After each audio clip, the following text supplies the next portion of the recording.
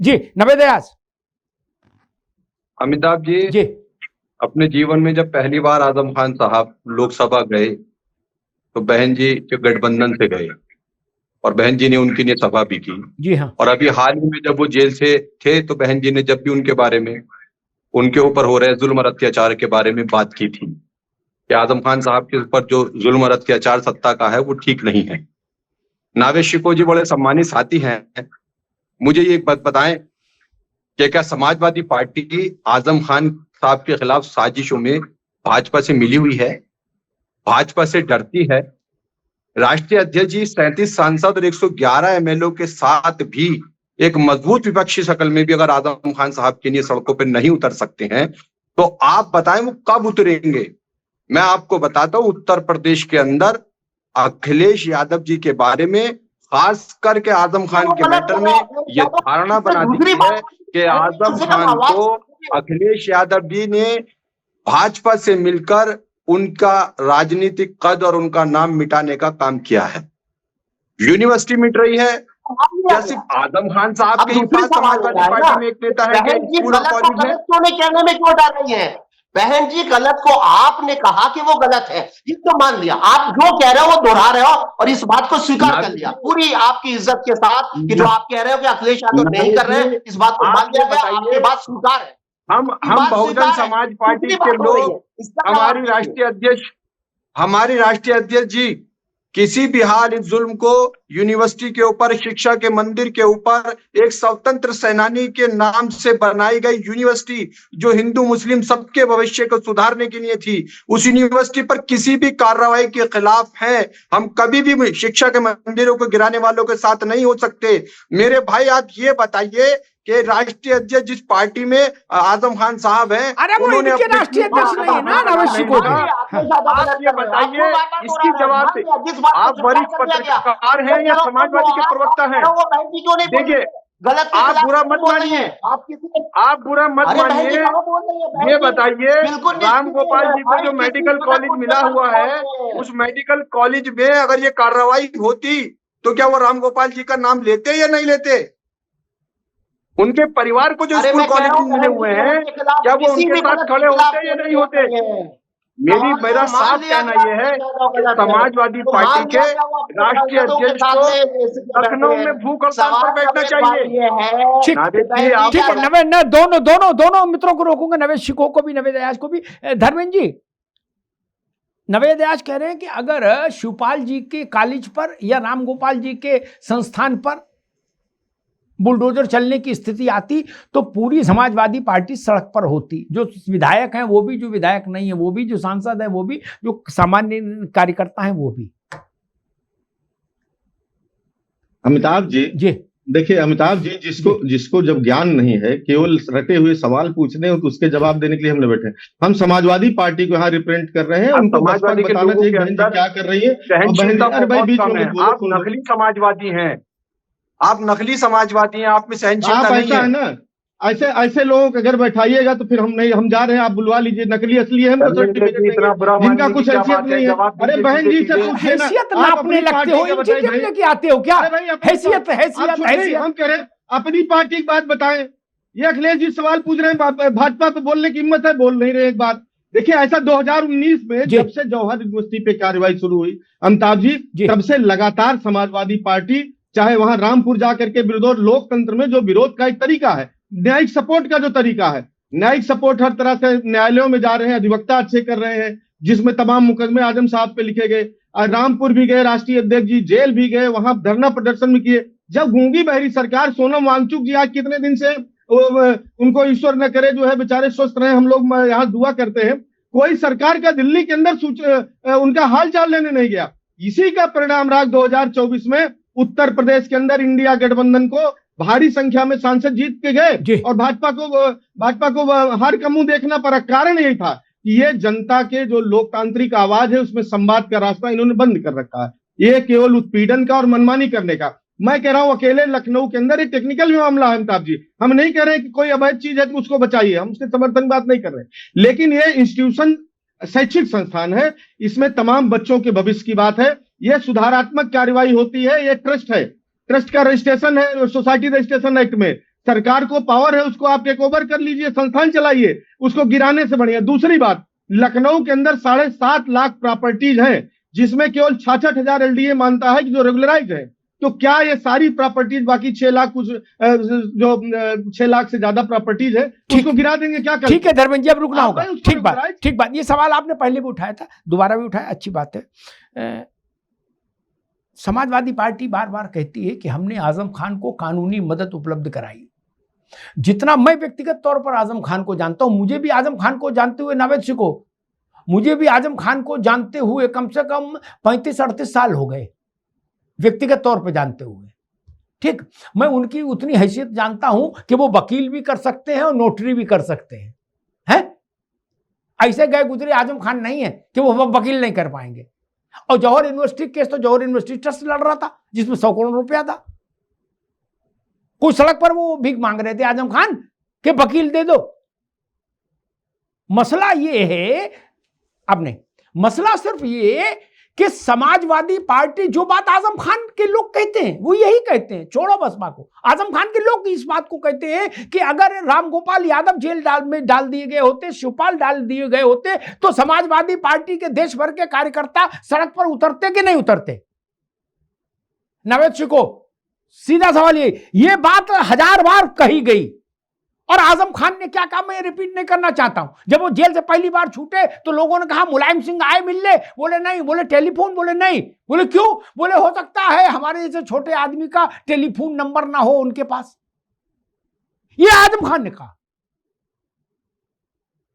प्रश्न सिर्फ वही हो रहा है, उतना ही हो रहा है कि अगर यही बात सैफई परिवार के साथ हुई होती, जेल गए होते रामगोपाल यादव या शिवपाल यादव, तो पूरे समाजवादी पार्टी का एक एक बच्चा तक सड़क पर उतरता या नहीं उतरता, या केवल ट्वीट करके कह दिया जाता कि भाई ठीक है, दमनकारी सरकार है, हम इसका विरोध करते हैं। नावेद सिंह को जी बिल्कुल, आपने बात सही कही है और ये बात बिल्कुल इसकी बात की नजीर। जेल जाना छोड़िए, गलत ट्वीट कर दिया गया परिवार में।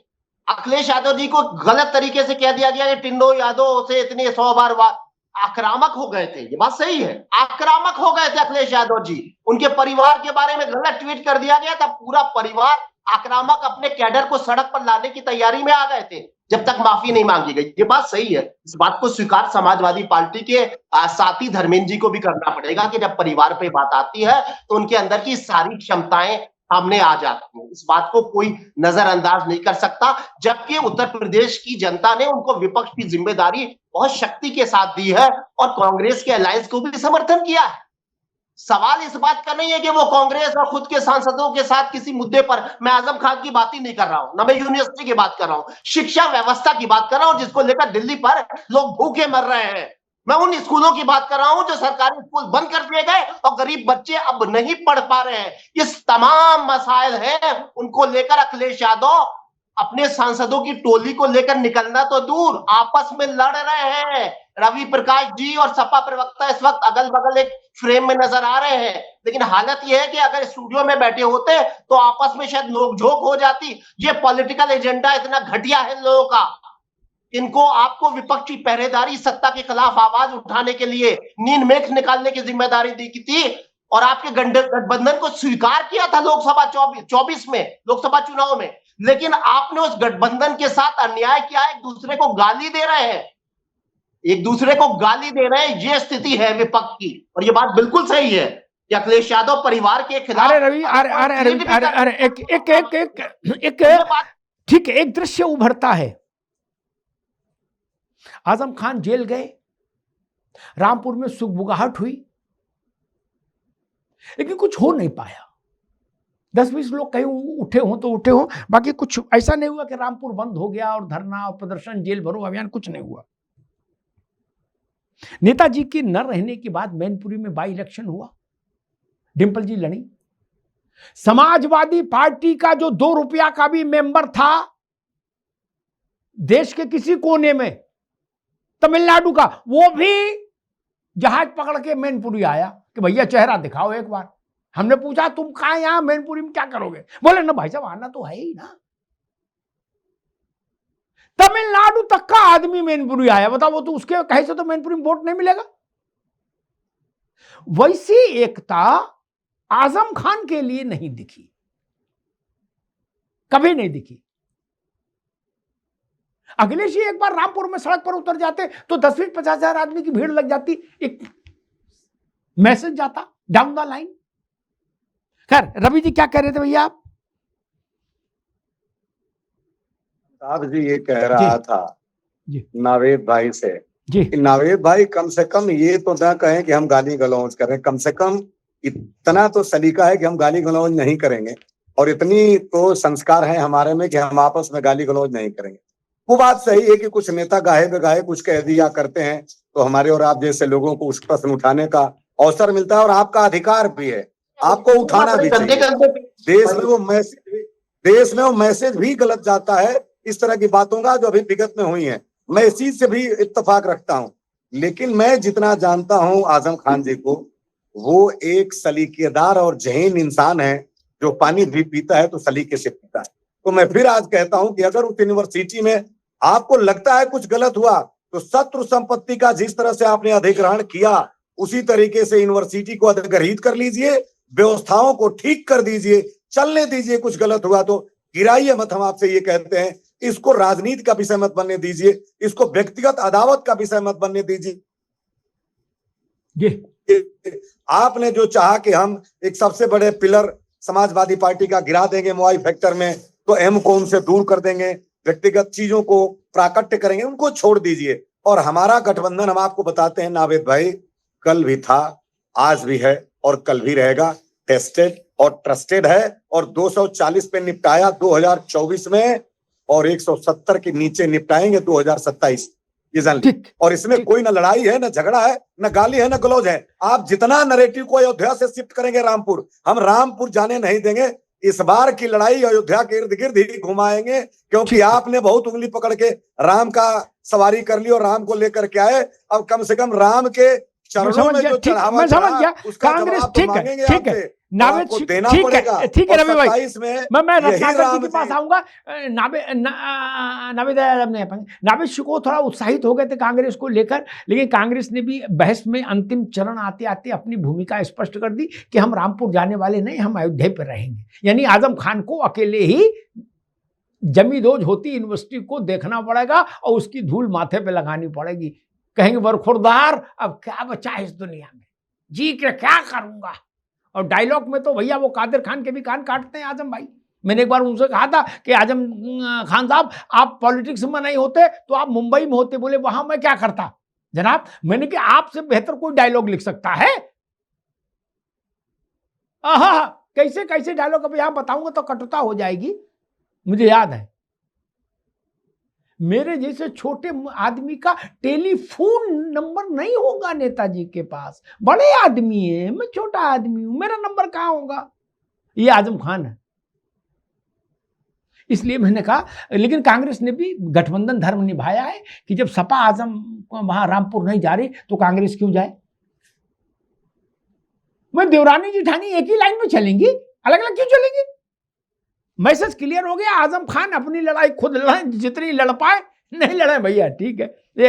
रत्नाकर सिंह, कहा जा रहा है कि इमारत गिराने से क्या होगा, सरकार इसको अधिग्रहित कर ले, अपने कब्जे में ले ले, आजम खान एंड फैमिली का हस्तक्षेप समाप्त हो जाए, उनका जो मालिकाना हक और रसूख और जो हनक है जौहर यूनिवर्सिटी की बिल्डिंग में वो खत्म हो जाए। जैन साहब को भी हटाओ, जो इनके मुख्य कर्ता धर्ता थे यूनिवर्सिटी बनाने वाले, हमको मिलवाए थे एक बार आजम भाई जैन साहब से। देखिए अमिताभ जी, वैसे भी आजीवन संरक्षक की भूमिका से वो त्याग पत्र दे चुके हैं, और सारा मसला जो है वो ट्रस्टी, जौहर यूनिवर्सिटी का ट्रस्टी देख रहे हैं। तो निश्चित रूप से चाहे आजम खान हो, चाहे जौहर यूनिवर्सिटी का ट्रस्ट हो, अगर कहीं कोई गलत चीजें हुई हैं तो उस गलत चीजों के ऊपर कानूनी कार्रवाई तो होगी ही होगी, उसको कोई रोक नहीं सकता है। दूसरी बात, मैं थोड़ा 2-3 इन लोगों ने बातें कही उनके ऊपर आ जाना चाहता हूं। पहली बात तो मैं कांग्रेस के ऊपर आ जाना चाहता हूं। ये कह रहे हैं कि हमारा था, है, रहेगा। भाई इमरान मसूद से जाके जरा एक बार चर्चा और विमर्श कर लीजिएगा।